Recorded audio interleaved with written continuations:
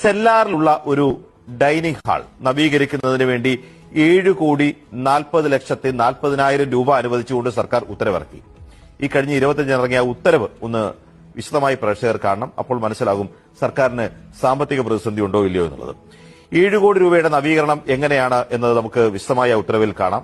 Civil വർക്കുകൾക്ക് 4,69,00,000 രൂപയും mechanical വർക്കുകൾക്ക് 1,51,00,000 രൂപയും electronic വർക്കുകൾക്ക് 10 ലക്ഷം രൂപയും ഇലക്ട്രിക്കൽ വർക്കുകൾക്ക് 1,10,00,000 രൂപയുമാണ് ചെലവിൽ ഈ ഉത്തരവിൽ ചെലവായി അംഗീകരിച്ചിരിക്കുന്നത്.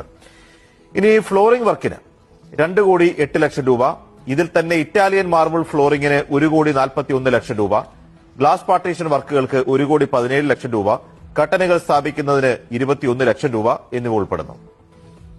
ഫ്ലോറിംഗ് പാനലിംഗ്, കട്ടൻ വർക്ക്, VIP ടോയ്ലറ്റ് എന്നിവയ്ക്ക് വേണ്ടി ഉയർന്ന നിലവാരമുള്ള ഏറ്റവും വില കൂടിയ സാമഗ്രികൾ കൂടി ഈ ഉത്തരവിൽ നിർദ്ദേശിച്ചിട്ടുണ്ട്.